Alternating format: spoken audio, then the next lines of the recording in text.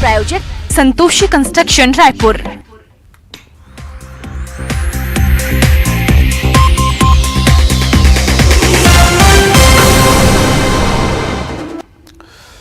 नमस्कार, बहुत स्वागत है आपका। मैं हूं आपके साथ सुमित शर्मा और बुलेटिन में हम सबसे पहले बात करेंगे भानु प्रतापपुर में हुए दर्दनाक हादसे की।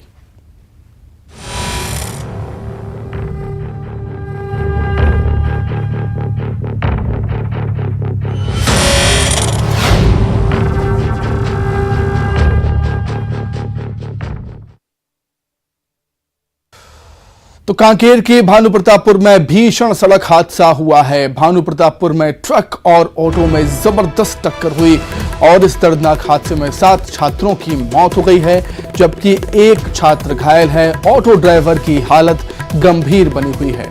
हादसे पर सीएम भूपेश बघेल ने दुख जाहिर किया है। जिला अस्पताल में घायलों का इलाज जारी है। कोरर थाना क्षेत्र का ये पूरा मामला।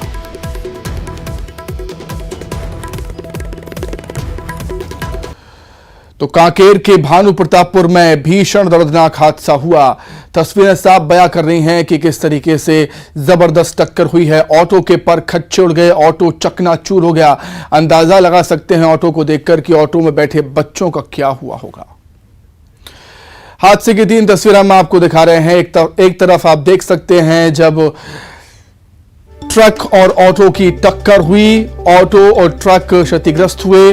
ऑटो तो पूरी तरीके से निस्तनाबूद हो गया है। वहीं दूसरी तरफ आप देख सकते हैं घायल छात्रों का इलाज चल रहा है हॉस्पिटल में। वहीं 7 छात्रों की इसमें मौत हुई है।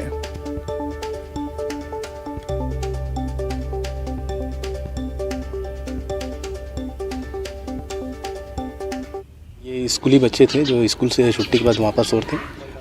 उधर भानु प्रतापपुर से एक ट्रक कार थी जिससे इनका एक्सीडेंट हुआ है। एक्सीडेंट में 7 बच्चों की डेथ हो गई है। एक बच्चा भी थोड़ा क्रिटिकल है, उसको भी रायपुर रेफर किया गया है और आगे की कार्रवाई इसमें की जा रही है। चालक की गिरफ्तारी अभी चालक के चूँकि घटना होने के बाद वो चालक फरार हो गया है तो उसकी पतासाजी की गई है और एक जो ट्रांसपोर्टर है उसके माध्यम से हम लोग एक टीम उसमें रवाना करें उसकी गिरफ्तारी के लिए। बिल्कुल तुरंत मैं यहाँ पर आई स्पॉट पे। वाकई में बिल्कुल हृदय विदारक घटना है जो छोटे छोटे मासूम बच्चों को मौत हो गई है।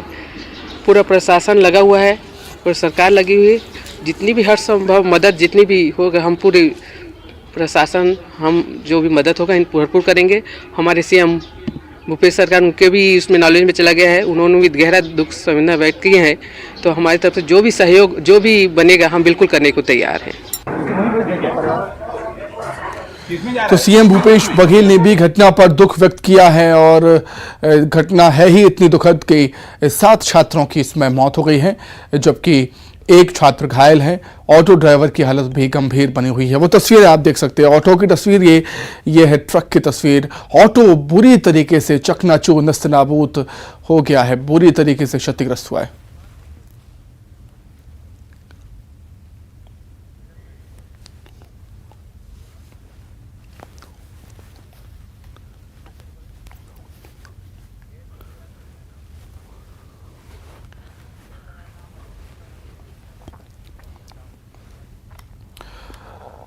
तो इसी खबर पर और अधिक चर्चा करने के लिए 2 सहयोगी हमारे साथ जुड़ गए हैं।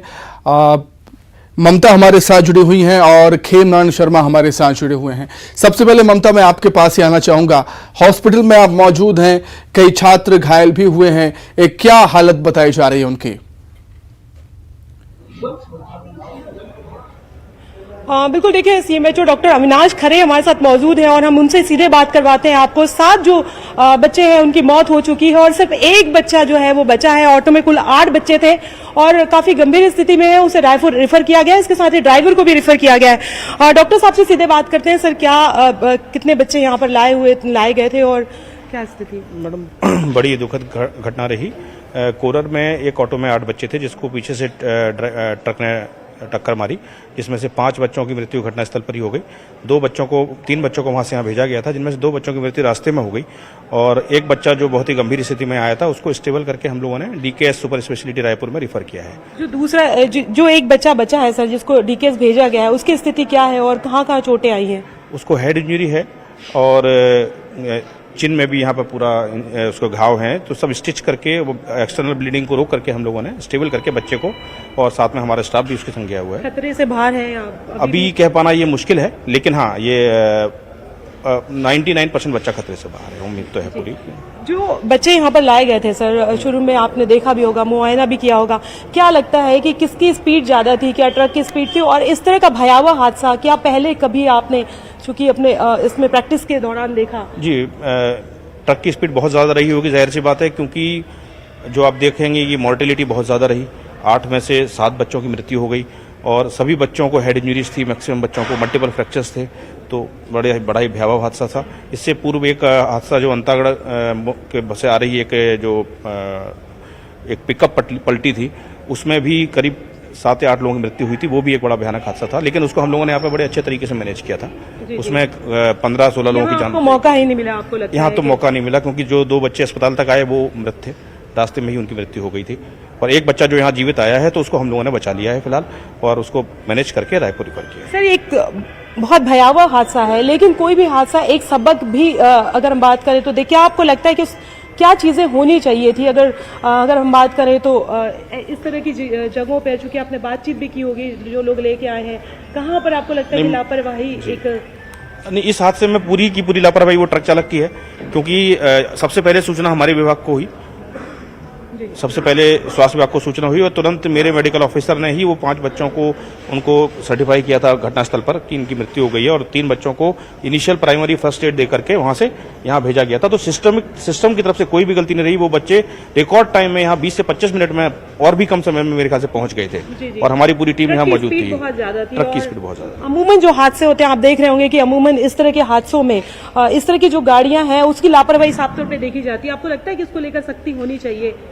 अब बिल्कुल, ये तो जाहिर सी बात है, क्योंकि दिन के समय में और एक पब्लिक प्लेस पर इस तरह से इतनी तेज गति से यदि कोई गाड़ी आ रही है तो ये तो बहुत बड़ी लापरवाही है, और बिल्कुल इसमें सख्ती होनी चाहिए। शिशुपाल सोरी भी हमारे साथ मौजूद है, जो विधायक है, उनसे बात करते हैं। सर, इस तरह के जो हादसे होते हैं, आपको नहीं लगता कि कहीं न कहीं वहां पर जिन लोगों की ड्यूटी रहती है, इस तरह की हिम्मत कैसे हो जाती है? और हम पहली बार नहीं देख रहे हैं, बल्कि अक्सर अमूमन इस तरह के देखते हैं कि ट्रक की जो स्पीड होती है वो बेलगाम होती है, चाहे मेटाडोर की स्पीड होती है वो बेलगाम होती है। इस पर रोक लगाने के लिए किस तरह की तैयारी होनी चाहिए सरकार की, चूंकि आप सरकार से हैं? पहले तो मैं घटना के बारे में, बहुत ही दुखद घटना है और मैं उन परिवारों के प्रति अपनी संवेदनाएं व्यक्त करता हूं। रहा सवाल इस तरह के घटनाओं की पुनरावृत्ति ना हो, तो खासकर हम स्कूल जो जाने वाले बच्चे हैं वो आसपास के ही होते हैं, और वो अपन इसको हम एसपी से बात करेंगे, कलेक्टर से बात करेंगे, और स्पीड लिमिट अपन अगर निर्धारित करते हैं कि इस एरिया में, उस शहर के पेरीफेरी में 5 किलोमीटर के रेडियस में या 10 किलोमीटर लगभग इतनी दूरी से बच्चे आते हैं, बहुत छोटे बच्चे हैं, तो काफ़ी कुछ इसमें हम कमी ला सकते हैं। दूसरा, ये जो अभी ड्राइवर फरार है वो क्या नशे के हालत में था? क्योंकि ये भी एक कारण होता है कि नशे में इस तरह के कारण बहुत ज्यादा आ रहे हैं सर सामने। नहीं, बिल्कुल। और इधर यातायात का दबाव भी बढ़ा है, बहुत सारे हमारे माइनिंग हैं इस क्षेत्र में, तो कभी कभी वो रायपुर जाने। चलिए ठीक है, खेम नारायण शर्मा भी हमारे साथ जुड़े हुए हैं, हमारे सहयोगी, उनके पास चलते हैं। खेम नारायण, डॉक्टर को हम सुन रहे थे, डॉक्टर का कहना है कि उनको मौका ही नहीं मिला कि वो बच्चों का कुछ इलाज कर पाते। इससे अंदाजा हम लगा सकते हैं कि ट्रक की रफ्तार कितनी तेज हुई होगी और टक्कर कितनी जबरदस्त थी।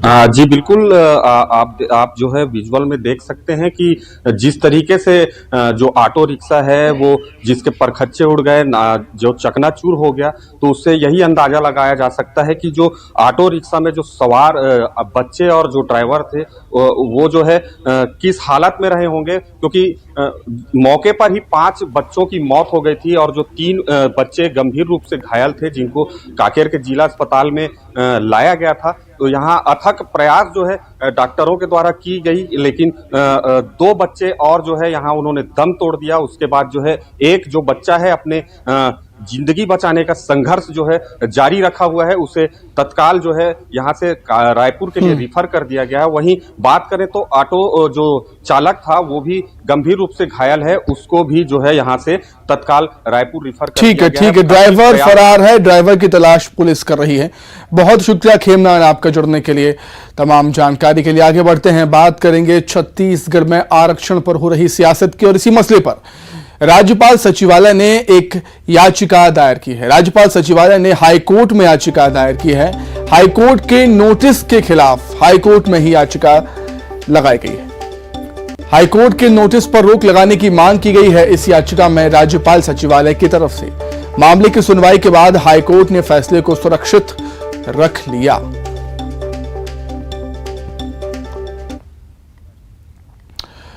रायपुर से बड़ी खबर आपको बता रहे हैं, अमित शाह के निजी सचिव बने हैं नीरज बंसोड। छत्तीसगढ़ कैडर के आईएएस हैं नीरज कुमार बंसोड। नीरज कुमार केंद्रीय गृह मंत्री के निजी सचिव बने हैं। नियुक्ति को कमेटी ऑफ कैबिनेट ने मंजूरी दे दी है। पिछले साल केंद्रीय प्रतिनियुक्ति पर नीरज गए हुए थे। पहले केंद्रीय सचिवालय में डायरेक्टर थे नीरज। छत्तीसगढ़ कैडर के आईएएस अधिकारी हैं नीरज कुमार बंसोड।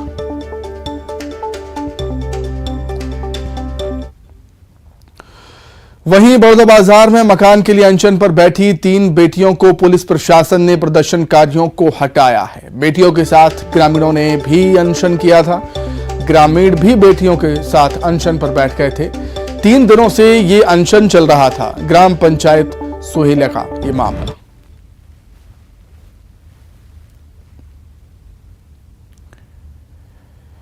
ये आप तस्वीरों में देख सकते हैं किस तरीके से 3 बच्चियों को, 3 बेटियों को वहां से हटाया गया है। महिला पुलिस वहां पर मौजूद थी और ये जो 3 बेटियां हैं, बच्चियां हैं, वो गुहार लगाती रही मकान के लिए। बताया जाता है कि सरपंच ने अपनी दबंगई दिखाते हुए इनके मकान को तोड़ दिया है। बेटियां अपनी मां के साथ अनशन पर बैठी थीं। 3 दिन हो चुके थे। ग्रामीणों का साथ भी इनको मिल रहा था। ग्रामीण भी अनशन पर बैठे हुए थे इस परिवार की मदद के लिए, लेकिन आज पुलिस प्रशासन ने इन्हें वहां से हटाया है। झड़प भी हुई बेटियों की पुलिस के साथ।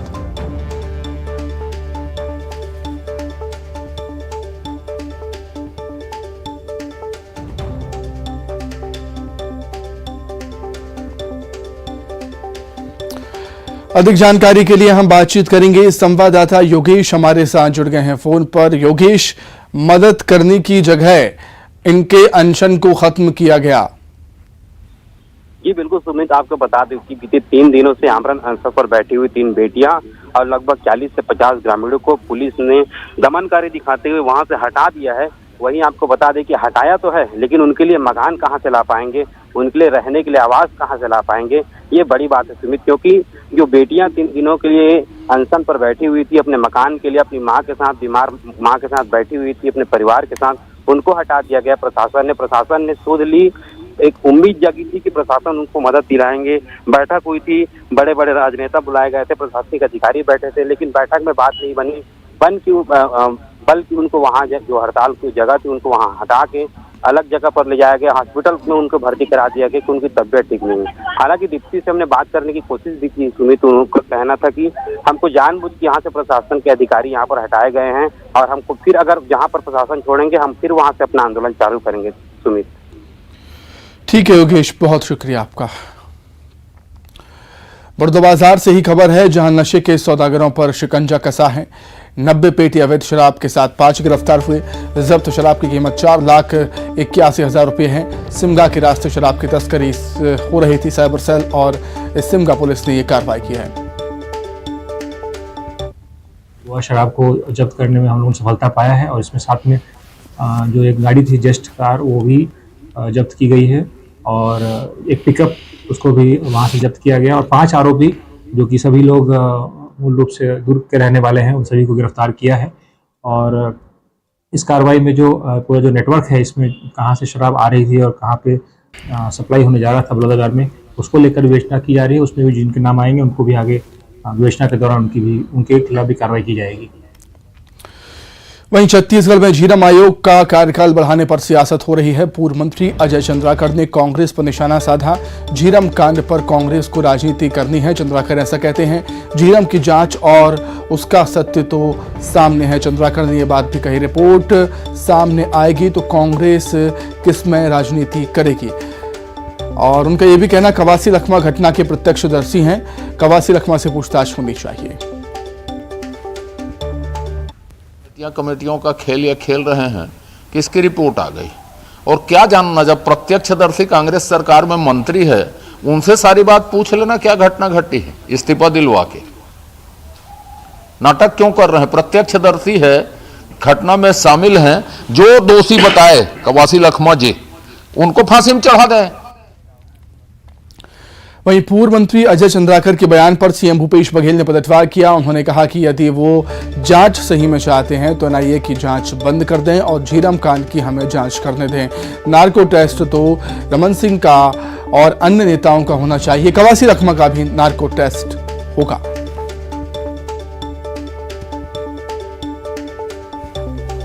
बात यदि तैयार है तो एनआईए जांच कर रही है, क्योंकि आयोग है वो फैक्ट फाइंडिंग नहीं करती, जांच एजेंसियां करती है। या तो पुलिस करे या एनआईए करे, सीबीआई करे, ये एजेंसियां हैं वो जांच करती है। तो यदि जांच करने का वो चाहते हैं सही में, तो जो एनआईए जो जांच कर रही है उसको वापस करा दे हमको। हम तो लगातार पत्र भी लिख रहे हैं। यहाँ जब गृह मंत्री जी आए थे तब भी हम लोगों ने मांग रखा था, और अनेक बार एनआईए भी पत्र लिखा, होम मिनिस्ट्री भी पत्र लिखा, और अनेक मंचों में बात कही। तो दे दे, हम जांच कराएंगे। और फिर जांच चाहते ही हैं, अच्छी बात है, नार्को टेस्ट हो जाए, रमन सिंह जी का, मुकेश गुप्ता जी का, और ये जो मंत्री लोग कह रहे हैं उनका भी, कवासी लखमा भी हो जाए, कोई दिक्कत नहीं है। लेकिन तारीख तैयार तो हो, या एनआईए करे, सीबीआई।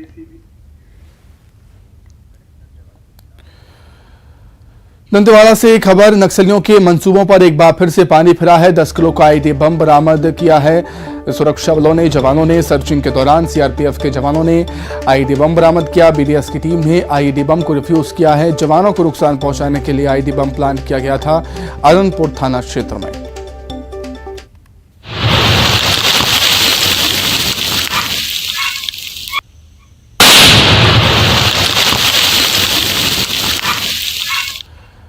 आइए अब एक नजर 25 सेकंड में खबरों पर। झीरम कांड का